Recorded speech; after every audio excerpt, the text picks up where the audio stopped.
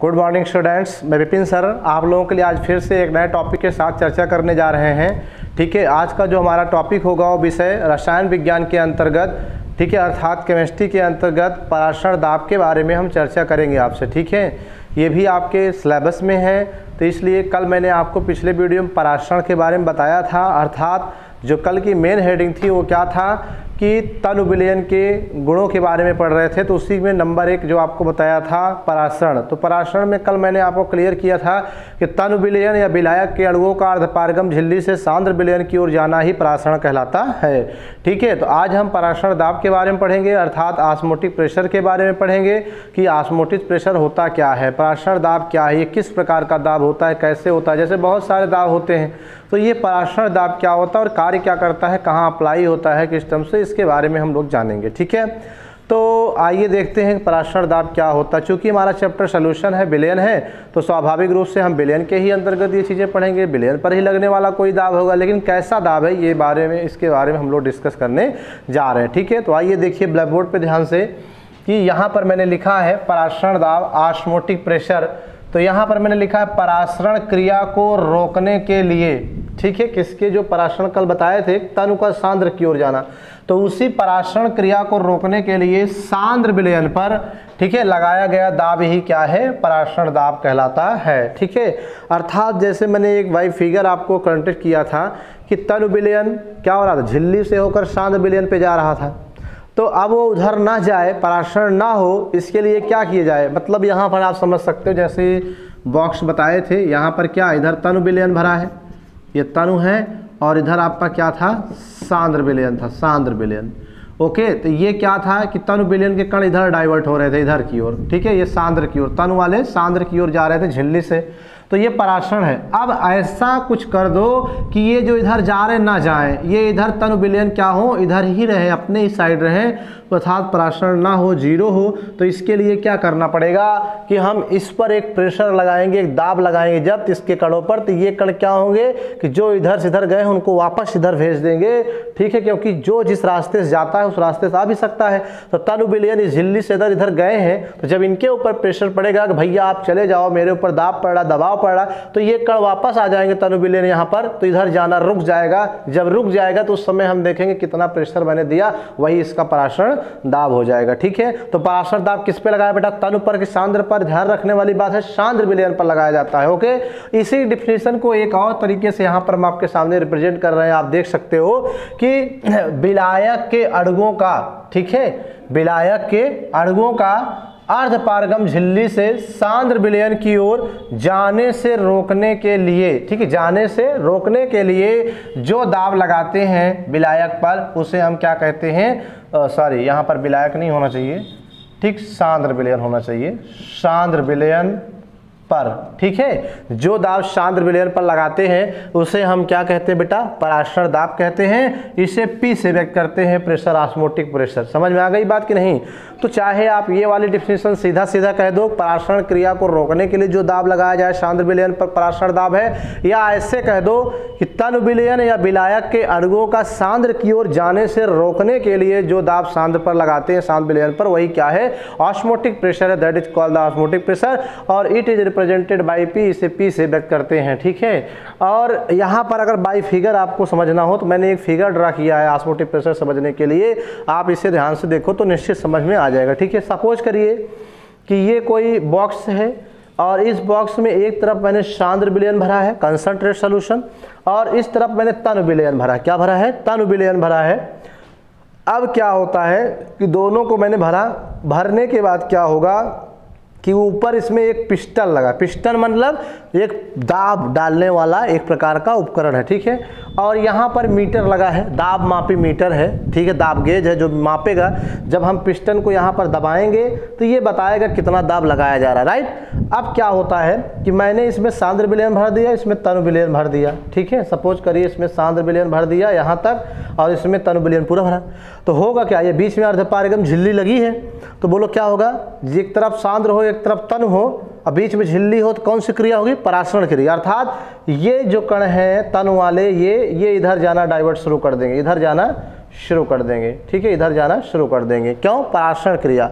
ठीक है, इधर जब जाएंगे तो अब इधर जा रहा है यानी पराक्षण हो रहा है, तो यही तो रोकना है ना, जो पराक्षण हो रहा है इसी रोकना है। तो इसी को रोकने के लिए हम पिस्टन से क्या करेंगे, दाब लगाएंगे। तो पिस्टन किस पर लगाएंगे भैया, सांद्र विलयन।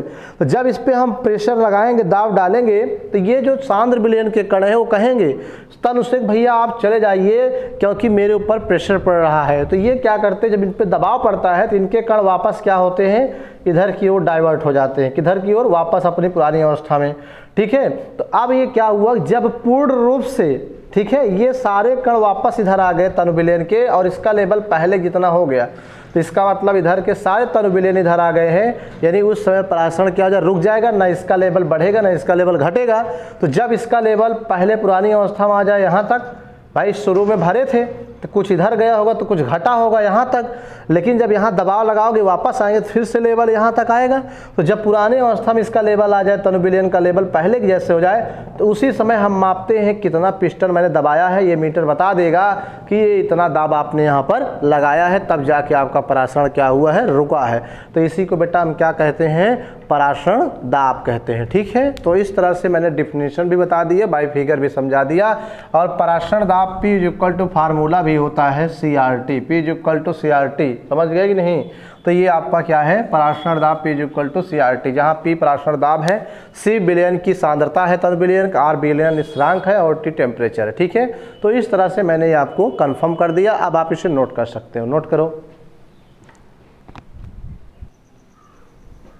तो चलिए हम नेक्स्ट टॉपिक की ओर चलते हैं। ठीक है, आज की दूसरी हेडिंग पढ़ने जा रहे हैं, उसके बारे में चर्चा करने जा रहे हैं। ठीक है, तो आप उसको देखिए। ठीक है, क्या है कि गैस की द्रव में विलेयता अर्थात solubility of gas in liquid आज पढ़ने जा रहे हैं। मतलब इसका ये हुआ कि जैसे कोई द्रव हो, ठीक है, मान लीजिए यहाँ पर कोई द्रव है, ठीक, ये क्या है बेटा, कोई द्रव है, और ये मान लीजिए कोई गैस है, क्या है, कोई गैस है।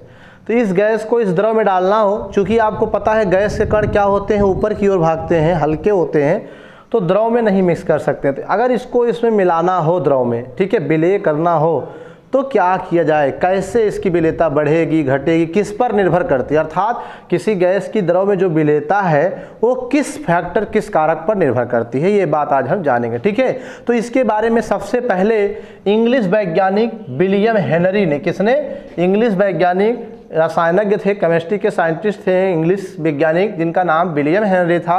इन्होंने सबसे पहले द्रव और गैस के बीच में विलेयता के बारे में एक संबंध निर्धारित किया, ठीक है कि नहीं, और उसी संबंध को क्या कहा जाता है, गैस की द्रव में विलेयता अर्थात हेनरी का नियम भी कहा जाता है। ठीक है, हेनरी का नियम भी कहा जाता है। ठीक है, हेनरी रूल्स कहा जाता है। तो क्या है हेनरी का नियम, आइए हम लोग देखते हैं कि हेनरी नियम का क्या है अर्थ। तो यहाँ पर हम डिफिनीशन पहले लिख रहे हैं फिर समझा रहे हैं कि स्थिर ताप पर, ठीक है, स्थिर ताप पर किसी गैस की, ठीक है, द्रव में, किसी गैस की द्रव में विलेयता, किसी गैस की द्रव में विलेयता, ठीक है, उस गैस के आंशिक दाब के समानुपाती होता है, समानुपाती होता है। ठीक है, ये क्या है बेटा, ये हेनरी का रूल, पेपर में आपके हेनरी के नियम के नाम से आ जाएगा, या फिर क्या, गैस की द्रव में विलेयता को समझाइए, ज़्यादातर इसी नाम से आता है पेपर में, हेनरी का नियम बताइए, क्योंकि इसकी विलेयता के बारे में हेनरी ने डिस्क्राइब किया सबसे पहले, इसलिए आपका जो है ये हेनरी के नियम से आता है। तो क्या है बेटा कि स्थिर ताप पर, ठीक है, किसी गैस की द्रव में विलेयता जो होती है वह उस गैस के आंशिक दाब के समानुपाती होता है। इसका क्या अर्थ हुआ कि जैसे ये मान लीजिए, फिर से बता रहे, कोई द्रव है, ठीक है, ये क्या है, कोई द्रव है, और ये कोई गैस इसमें डालना है, तो कह रहा है इस गैस की द्रव में विलेयता जो होती है बेटा वो गैस के आंशिक दाब के समानुपाती होता है, अर्थात इस गैस पर जो प्रेशर लगा के डालेंगे, ठीक है, तो उस प्रेशर के ऊपर इसकी विलेयता निर्भर कर रही है। समानुपाती का मतलब जितना ज़्यादा प्रेशर लगाएंगे उतना ही विलेयता क्या होगी, अर्थात ये गैस द्रव में विलेय होगी। ठीक है, तो यहाँ पर इस रूल के अकॉर्डिंग एक समीकरण भी आ जाएगा कि विलेयता यस, ठीक है, विलेयता यस हो और जो है गैस का आंशिक दाब P हो, तो यस प्रोपोर्शनल P आ जाएगा।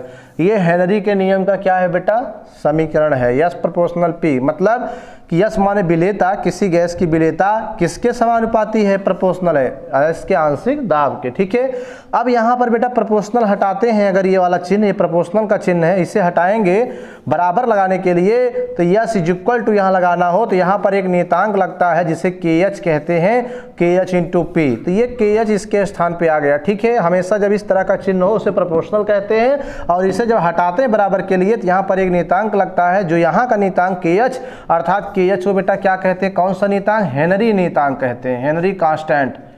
ठीक है, क्या कहते हैं, हेनरी नियतांक कहते हैं। और हेनरी नियतांक के अलावा अगर आपसे कहा जाए P क्या है, तो P माने प्रेशर, अर्थात गैस का आंशिक दाब है।